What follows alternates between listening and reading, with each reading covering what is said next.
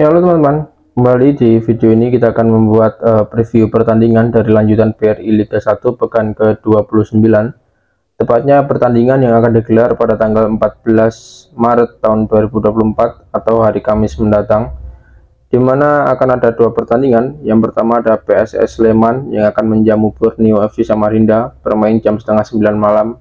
Kickoff akan digelar di Stadion Manahan. Lalu pertandingan berikutnya adalah PSIS Semarang akan melawan Persis Solo dalam derby Jawa Tengah.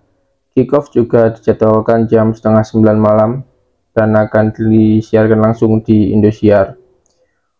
Oke, namun untuk pertandingan PSIS Semarang dan juga Persis Solo ini sampai dengan hari ini ketika saya membuat video ini masih belum jelas akan digelar di stadion mana, karena di tempat biasa PSIS menggelar laga kandang yakni di Stadion Muhammad Subroto Magelang, PSIS mengalami penolakan oleh pemerintah kota tersebut, dan pampel dari PSIS mencoba membuat beberapa opsi termasuk mengajukan diri ke Stadion Brawijaya dan juga Madura, di mana oleh Pemda Kediri PSIS sebenarnya diizinkan untuk bermain di Stadion Brawijaya Kediri, namun dengan catatan laga digelar tanpa penonton dan pampel PSIS keberatan.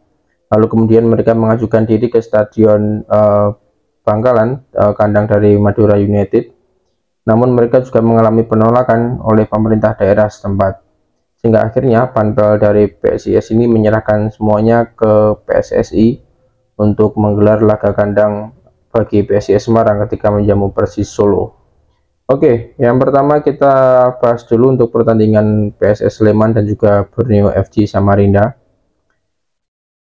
Untuk PSS Sleman saat ini mereka berada di peringkat 15 klasemen sementara dengan 31 poin, dan dari 5 pertandingan terakhir mereka bermain 2 kali imbang, 2 kali kalah, dan 1 kemenangan. Sedangkan untuk Borneo FC, ya saya rasa tidak perlu kita membahas Borneo FC di video kali ini, karena kita tahu Borneo FC saat ini berada di puncak klasemen dengan 66 poin, poin yang sudah tidak mungkin terkejar oleh peringkat 5, sehingga otomatis membuat Borneo FC lolos ke fase Champions Series. Dan di 5 pertandingan terakhir mereka juga berhasil memenangkan semua pertandingan yang mereka jalani, dan yang terakhir mereka berhasil mengalahkan Persebaya Surabaya dengan skor 2-1. Oke, jadi di video ini kita bahas saja tim tuan rumah PSS Sleman, di mana posisi PSS Sleman saat ini tidaklah terlalu aman di dalam Liga 1 karena mereka hanya 1 tingkat di atas zona degradasi, dan selisih poin mereka dengan Persita yang berada di peringkat 16 hanyalah 3 poin. Lalu selisih poin mereka dengan Arema, tim yang 1 strip di atasnya, juga poinnya sama, jadi memiliki poin 31. Namun H-1 sebelum pertandingan Borneo FC dengan PSS ini akan ada pertandingan Persita Tangerang yang akan melawan Arema FC. Jadi jikalau di pertandingan ini Persita sanggup mengalahkan Arema, maka Persita juga akan mengumpulkan poin 31. Jadi akan ada 3 tim yang memiliki poin 31. Meskipun di tabel klasemen tidak akan ada perubahan karena aktivitas gol dari Persita tidak lebih baik daripada PSS Sleman dan juga Arema FC. Namun bagi PSS Sleman tentu saja pertandingan melawan Borneo ini adalah salah satu pertandingan yang harus mereka menangkan untuk dapat mengamankan posisi mereka di klasemen Liga 1 saat ini. Terlebih dalam beberapa pertandingan ke depan setelah melawan Borneo FC Samarinda ini mereka akan menghadapi laga-laga sulit. Yang setelah melawan Borneo mereka akan tandang ke Madura melawan Madura United. Kita tahu Madura United masih berpeluang besar untuk lolos ke fase Champions Series. Jadi sudah pasti bahwa Madura pasti juga akan habis-habisan, apalagi mereka bermain di laga kandang, dimana ketika bermain di kandang Madura sangatlah sulit untuk dikalahkan. Ya, namun bagi PSS Sleman menghadapi Borneo FC Samarinda bukanlah laga yang mudah, karena kita tahu Borneo FC ini sangat tangguh meskipun mereka bermain sebagai tim tamu. Sepanjang laga dari Liga 1 tahun ini mereka hanya mengalami 2 kali kekalahan, itu dari Persebaya Surabaya dan juga Persis Solo, namun itu di putaran pertama lalu. Dan setelah itu Borneo FC tampil sangat perkasa, pemain lokal dan juga pemain asing mereka seperti menyatu dan menjadi tim yang sangat tangguh dan tidak mampu atau sulit untuk dikalahkan. Oke, lalu bagi PSS Sleman tentu saja mau tidak mau, entah seperti apapun caranya, mereka harus bisa memaksimalkan laga kandang ini. Jadi setidaknya ada poin yang mereka tabung untuk menjaga klasemen aman mereka. Oke, di pertandingan terakhir PSS mengalami kekalahan ketika mereka bermain di Stadion Batakan saat melawan PSM Makassar dengan skor 2-1, dan di pertandingan sebelumnya mereka juga mengalami kekalahan dari Persebaya Surabaya dengan skor 2-1 juga. Jadi artinya ini adalah titik awal bagi PSS yang harus mereka lalui untuk dapat bangkit dan mengamankan posisi mereka di Liga 1 musim depan. Oke, lalu kita bahas untuk pertandingan berikutnya, PSIS Semarang melawan Persis Solo.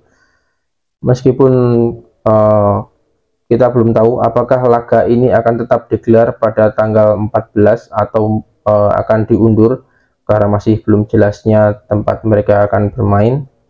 Namun bagi kedua tim ini, posisi klasemen mereka PSIS berada di peringkat keempat dengan 46 poin.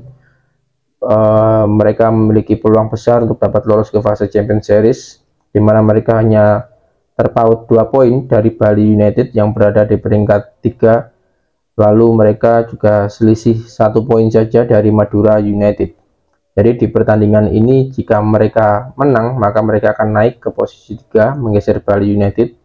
Namun jika mereka mengalami kekalahan dari Persis, maka akan besar kesempatan untuk mereka terlempar dari klasemen 4 besar karena Madura United masih belum bermain. Lalu bagi PSIS sendiri, pertandingan terakhir mereka juga mengalami kekalahan, di mana saat bertandang ke stadion dari Bali United di Iwayan Dipta, mereka mengalami kekalahan dengan skor 2-0, di mana waktu itu gol dari Spasojevic dan juga Muhammad Rashid yang membuat PSIS harus menderita kekalahan. Jadi PSIS untuk dapat mengamankan posisi mereka di 4 besar, mereka harus bisa all out apapun yang terjadi, entah bermain dimanapun, baik tanpa atau dengan supporter. Mereka harus berusaha untuk meraih hasil kemenangan, meskipun kita tahu banyak sekali pemain dari PSIS yang tidak bisa tampil di pertandingan sisa Liga 1 ini. Lalu bagi Persis Solo, mereka saat ini berada di peringkat ke-8, dan di 5 pertandingan terakhir Persis Solo ini cukup baik, di mana mereka berhasil meraih 3 kemenangan, 1 kali kekalahan, dan 1 kali hasil imbang.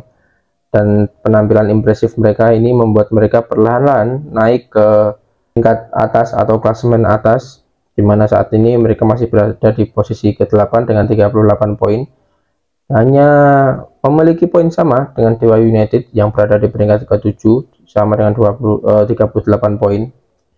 Dan tentu saja kemenangan akan membuat Persis Solo mengoleksi 41 poin. Mereka akan naik ke peringkat 7, lalu mereka hanya selisih 2 poin saja dari Persik Kediri yang berada di peringkat ke-6.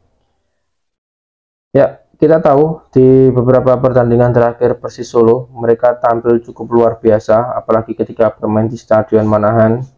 Pemain lokal mereka dan juga pemain asing mereka tampil begitu luar biasa, seperti Moussa Sidibe yang memiliki kecepatan yang luar biasa dan juga skill individu yang baik. Dan ada pemain lokal mereka yaitu Altaf Indi yang di pertandingan terakhir juga menjadi pahlawan bagi Persis Solo, mencetak gol kemenangan Persis saat melawan Barito Putra. Ya, tentu saja dua tim ini baik PSIS maupun Persis Solo mengharapkan hasil maksimal yakni kemenangan, selain untuk menjaga posisi mereka masing-masing dan menjaga pride mereka sebagai tim Jawa Tengah di derby Jawa Tengah kali ini.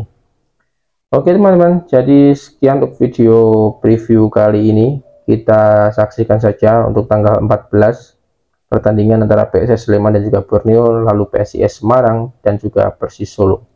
Oke teman-teman, terima kasih sudah menyaksikan video kali ini dan sampai jumpa.